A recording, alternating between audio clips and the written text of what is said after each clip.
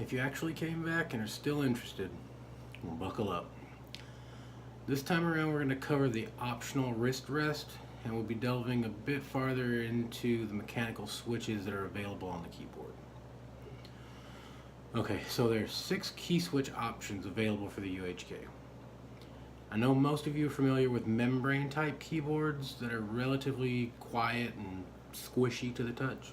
But mechanical keyboards are really the next trend that'll give you a bit more control over use and function. The 2 brands of switches we'll be going over today are MX and Kale. These are the companies that produce the switches, but the basic mechanism are the same. Preference is solely up to you if you have one.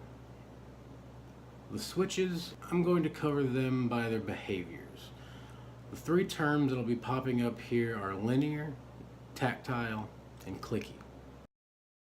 The first up are the linear key switches.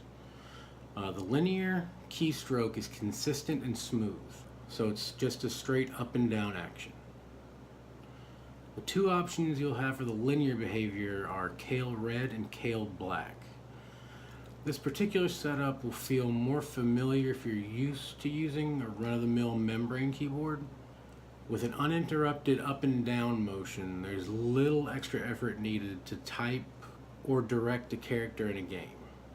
The Kale Red switch has an actuation force of 50 grams and the black has 60 grams.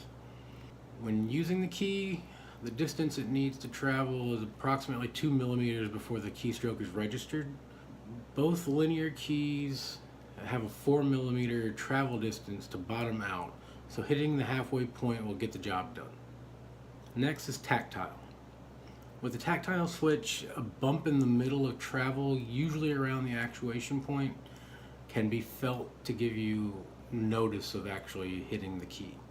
The tactile options for today are the Kale Brown and the Cherry MX Clear. From what I gathered, Cherry are the pan-ultimate switches in the tech industry currently. Kale are a more cost-effective version, but have a following that is quite comparable. Kale Brown has an actuation force of 50 grams, and the MX Clear is closer to 65. With the activation distance of this type also being around 2 millimeters, with a full bottom-out distance of 4 millimeters, you'll actually feel the midpoint with a sort of bump while moving down. There will be a point in the keystroke where the plunger has to be moved over a small notch in the downward movement. Third, clicky. Clicky it's a mixture of tactile and sound. So a bump in the middle of travel accompanied with a sharp click sound. The 2 options you're given with the UHK are Kale Blue and the Cherry MX Green. Kale Blue is classified as a heavy press feel with 60 grams required force to get over the actuation point at 2 millimeters. MX Green, on the other hand, is a beast with 80 grams of force required to get this one to bottom out. If you find yourself getting easily fatigued while typing, this probably isn't the best option for you. Now, the optional palm rest is made from natural beechwood and is fixed to a powder-coated steel plate that allows you to attach it to your keyboard. From what I can gather from the UHK website, you get 4 attachable legs with your initial board purchase, but you won't receive any extra with the palm rest. You can order 8 extra feet, but I think the 4 you get should be more than adequate to use. The palm rest has a few extra positions that could alleviate some strain on your forearm and hands with its multiple adjustment points. I use positive tilting on my keyboard at home, working on computers and my well-known attack typing. Negative tilting is something that I've never actually heard of. It seems that you are able to essentially rest your forearms and allow your fingers to be in a more relaxed state. Tenting seems to be a very sensible approach to typing, with its lifted center sections allowing your wrist to sit at a more comfortable rolled position.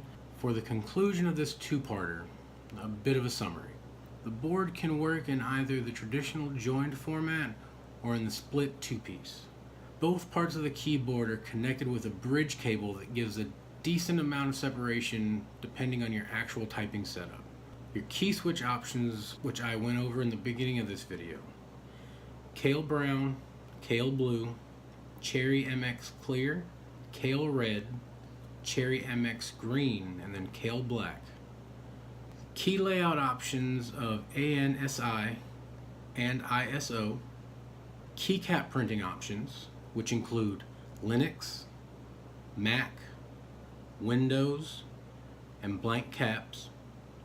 Color options for the back of your keyboard, including black, dark red, burnt orange, navy blue, and white.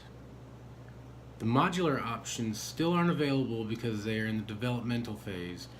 They include a key cluster, trackball, trackpad, and a track point.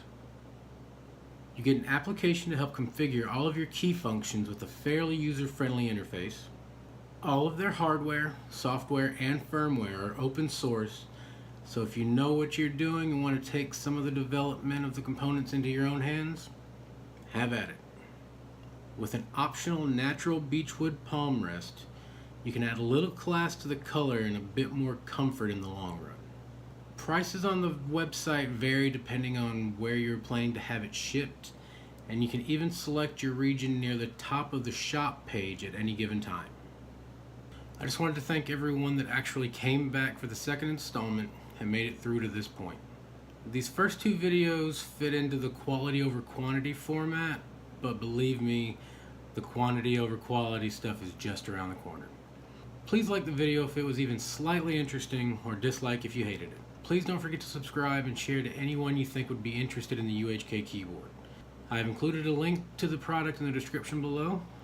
Have a good day and thanks again.